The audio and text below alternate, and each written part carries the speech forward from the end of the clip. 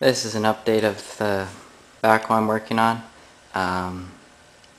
So far since the last video I've gotten the 6-cylinder mount cut out and drilled for the mounting pin.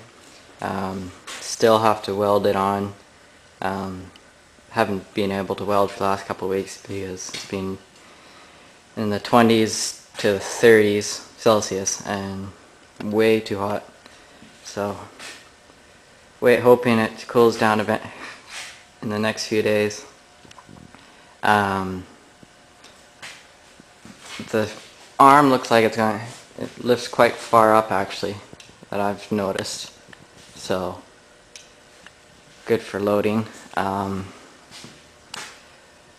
Still haven't mounted the bottom hinge point there.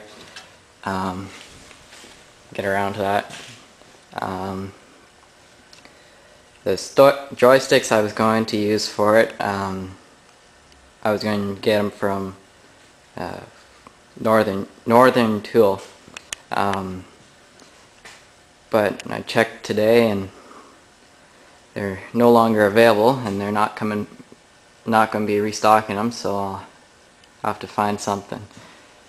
Have to improvise for something else or find different joysticks or something. So here, I'll fold the boom up so it looks like it's being towed down the road.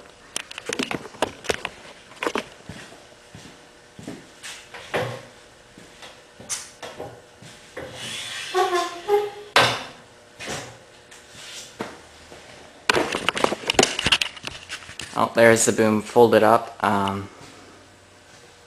Cylinder's got plenty of travel even with the large leverage point. I have like that, the space at the cylinder is spaced from the arm hinge point to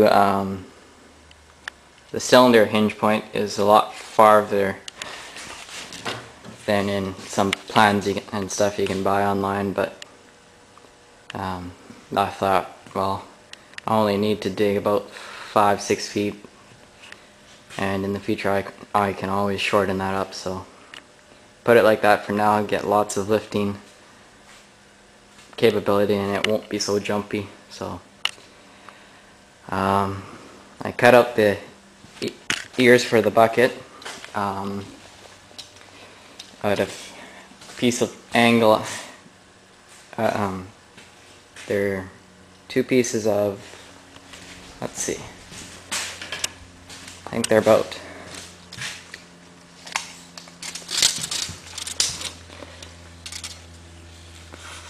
4-inch angle iron, so by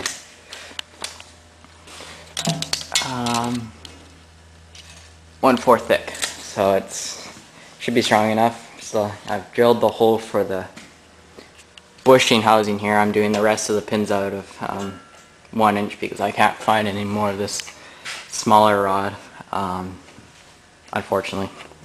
But I picked up a bunch of bushings from Princess Auto. They already have the grease nipple hole drilled and everything, so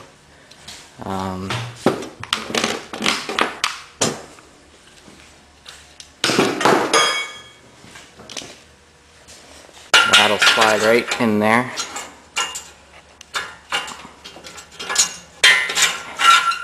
And I'll weld around the outside there and grind that to about, so there's about a 1/8 or, yeah, about a 1/8 lip off the boom. Then I'll drill a hole for the grease nipple so I can grease there, and then I'm going to also be drilling a hole here and then a hole into the other pipe that's inside there for grease nipple there. And all the major leverage points, so there, the pivot and everything. And then there'll be another hole drilled about up here somewhere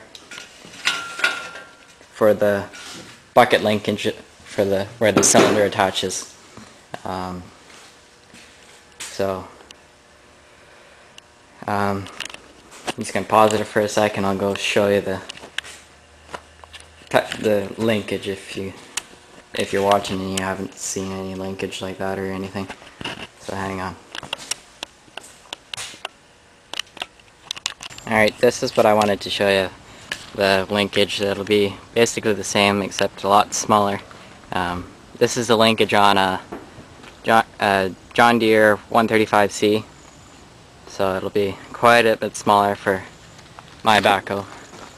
I was thinking about doing a quick change,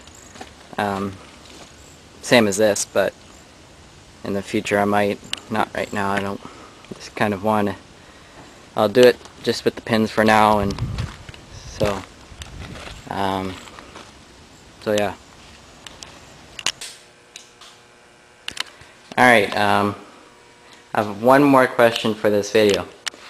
I bought a 1-inch drill bit for metal from Canadian Tire for $29.99, which I found a bit expensive, but I had to buy it. Had to get the job done, so it's expensive. I have been using just a step drill bit. I've had this bit for about 5 years and I've only used it for metal and works great, so they don't tend to go dull too fast. But my question is, if anybody watching this video knows of a good place online or somewhere in BC, Canada, to get a good 1-inch drill bit for under 50 bucks, because you can see right at the tip there it's going rounded and it keeps heating up when drilling. Started